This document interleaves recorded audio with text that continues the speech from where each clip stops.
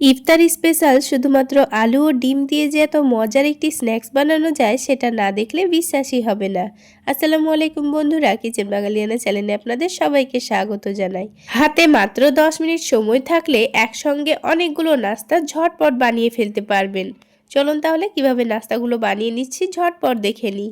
সবার প্রথমে একটা মিক্সিং বোলের মধ্যে নিয়ে নিচ্ছি 1 কাপ পরিমাণ ময়দা। আপনারা চাইলে আটা দিয়েও কিন্তু নাস্তাগুলো বানাতে পারেন। খুবই সামান্য দিয়েছি লবণ, আর তার সাথে দিয়ে দেব চিনি। চিনি দিলে নাস্তাগুলো খেতে ভীষণ ভালো লাগবে। এবার এই শুকনো উপকরণগুলো একটু মিশিয়ে নিচ্ছি। এবার বারে বারে অল্প অল্প করে পানি দিয়ে একটা ডো মেখে নেব। ডোটা খুব বেশি নরমও হবে না, আবার খুব বেশি শক্তও হবে না। ঠিক যেইভাবে আমরা রুটি করার জন্য আটা মেখে থাকি সেইভাবে ডোটা মেখে নেব। তো দেখুন কিছুক্ষণের মধ্যে আমি খুব সুন্দর করে ডোটা মেখে নিয়েছি। এবার এই ডোটাকে ঢেকে আমি কিছুক্ষণের জন্য রেস্টে রেখে দেব। আর ততক্ষণে আমি এদিকে একটা আলুর পুর রেডি করে নেব। তার জন্য আগে থেকে একটি বড় সাইজের আলু মধ্যে থেকে কেটে সেদ্ধ করে নিয়েছিলাম।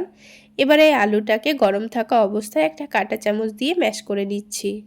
এই আলুর পুরটা তৈরি করতে মাত্র 2 মিনিট সময় লাগবে। কোনো রকম রান্না করার কোনো দরকার নেই। খুব অল্প সময়ের মধ্যে আপনারা দুর্দান্ত স্বাদের একটি আলুর পুর তৈরি করে নিতে পারবেন।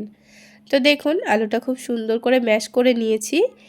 আলুটাকে এক সাইডে সরিয়ে রেখে নিয়ে নিচ্ছি 5 কোয়া ভাজা রসুন। কাঁচা রসুনের থেকে এইভাবে একটু ভেজে রসুনটা দিলে দেখবেন আলুর টেস্টটা খেতে ভীষণ ভালো হয়। তো কাঁটা চামচের সাহায্যে রসুনটাকে খুব সুন্দর করে ম্যাশ করে নিয়েছি। এবার এর মধ্যে দিয়ে দেব পেঁয়াজ ভাজা, তারপরে দিয়ে দেব ঝালের জন্য কাঁচা মরিচ কুচি, তার সাথেই দিয়ে দেব অল্প একটু বিট লবণ। স্বাদ মতো বিট লবণ দিয়েছি, আপনারা চাইলে নর্মাল লবণটাও দিতে পারেন। এবার দিয়ে দিচ্ছি 1 টেবিল চামচ মতো টমেটো সস, আর সবশেষে দিয়ে দেব ধনেপাতা কুচি। আপনাদের হাতের কাছে চাট মশলা থাকলে দেওয়ার চেষ্টা করবেন, তাহলে খেতে আরও বেশি ভালো লাগবে। আমার হাতের কাছে ছিল না তাই দিইনি। এবার সব কিছু একটু ভালোভাবে মিশিয়ে নিলাম, তারপর আলুর সঙ্গে ভালোভাবে মাখিয়ে নেব। এইভাবে আলুর মিশ্রণটা তৈরি করে আপনারা চাইলে চপ বানিয়েও খেতে পারবেন। আর এখানে চাইলে আপনারা কাঁচা পেঁয়াজও দিতে পারেন, তবে পেঁয়াজ একটু ভেজে দিলে খেতে ভীষণ ভালো হয়। তো দেখুন আলুর মিশ্রণটা আমি তৈরি করে নিয়েছি। এবার এটাকে এখন এক সাইডে রেখে দিচ্ছি।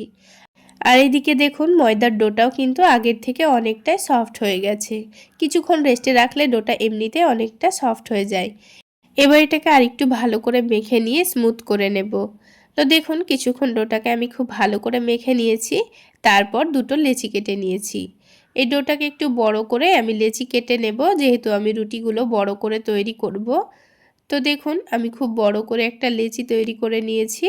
এবার এটা থেকে পাতলা করে রুটি বেলে নেব। যতটা সম্ভব পাতলা করার চেষ্টা করবেন, তাহলে নাস্তাগুলো খেতে ভীষণ ভালো লাগবে। তো আমি অনেকটা বড় ও অনেকটা পাতলা করে রুটিটা বেলে নিয়েছি। আপনারা দেখে নিশ্চয়ই বুঝতে পারছেন রুটিটাকে কিন্তু আমি অনেকটা পাতলা করে বেলেছি। এবার যে আলুর মিশ্রণটা তৈরি করে রেখেছিলাম, এখান থেকে অর্ধেকটা আলুর মিশ্রণ এই রুটির মধ্যে দিয়ে দেব। এবার এই আলুর মিশ্রণটাকে রুটির চারিদিকে ভালোভাবে মাখিয়ে নিতে হবে। পাতলা করে রুটির চারিদিকে ছড়িয়ে দেব। তো দেখুন খুবই পাতলা করে আমি রুটির চারিদিকে আলুর মিশ্রণটাকে ছড়িয়ে দিচ্ছি। এবার আমি এটাকে ভাঁজ করে নেব। তো দেখুন কিভাবে ভাঁজ করছি আপনারা দেখে নিশ্চয়ই বুঝতে পারছেন। তো এইভাবে রুটিটাকে ফোল্ড করে নিতে হবে। তো রুটিটা দেখুন লম্বা করে ফোল্ড করে নিয়েছি। এবার রুটিটাকে পিস পিস করে কেটে নাস্তার শেপগুলো দিয়ে দেব। আপনারা আপনাদের পছন্দ মতো যে কোনো শেপেই কিন্তু নাস্তাগুলো বানাতে পারেন।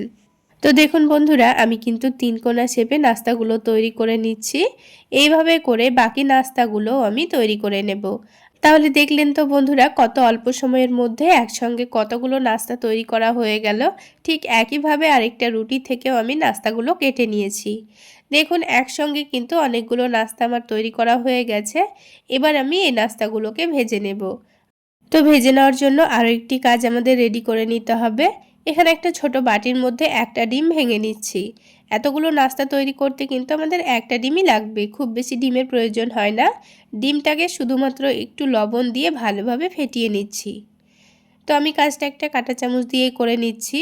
এবার একটা করে নাস্তা নিয়ে নেব, তারপরে ডিমের ব্যাটারে ডুবিয়ে নেব। এবার ওই কাঁটা চামচটা দিয়ে ডিমটাকে নাস্তার মধ্যে ভালোভাবে লাগিয়ে দেব। তো তো দেখুন নাস্তাটাকে খুব সুন্দর করে ডিমের সঙ্গে কোট করে নিয়েছি। এবার এটাকে তুলে নিয়ে তেলে ছেড়ে দিতে হবে। তার জন্য প্যানের মধ্যে পরিমাণ মতো তেল দিয়ে দিচ্ছি। খুব বেশি তেল লাগবে না, খুবই অল্প তেলেই নাস্তাগুলো ভাজা হয়ে যায়। তেলটাকে হালকা গরম করে নিতে হবে, তারপর একটা করে নাস্তাগুলো দিয়ে দিতে হবে। আর এই নাস্তাগুলোকে একটু সময় নিয়ে ভাজতে হবে, তাহলে ভেতরে যে লেয়ারটা আছে সেটাও খুব সুন্দর ভাজা ভাজা হয়ে যাবে আর খেতেও ভীষণ ভালো লাগবে। আর খুব বেশি হাই ফ্লেমে ভাজলে কিন্তু ওপরের ডিমটা পুড়ে যাবে আর ভেতরটা কিন্তু কাঁচাই থেকে যাবে। তো দেখুন একটু সময় নিয়ে উল্টে পাল্টে চারিদিকটা খুব সুন্দর করে আমি ভেজে নিচ্ছি। আর খুব সুন্দর কালার চলে আসলে তুলে নেব। তাহলে বন্ধুরা, আজকের এই নাস্তার রেসিপিটা আপনাদের কেমন লাগলো অবশ্যই কমেন্ট করে জানাবেন। আর ভালো লাগলে একটা লাইক শেয়ার করে দেবেন। আর আমার এই সহজ রেসিপিগুলো যদি ইউটিউব চ্যানেল থেকে দেখে থাকেন চ্যানেলটি সাবস্ক্রাইব করে দেবেন। আর ফেসবুক পেজ থেকে দেখে থাকলে পেজটি ফলো করে দেবেন।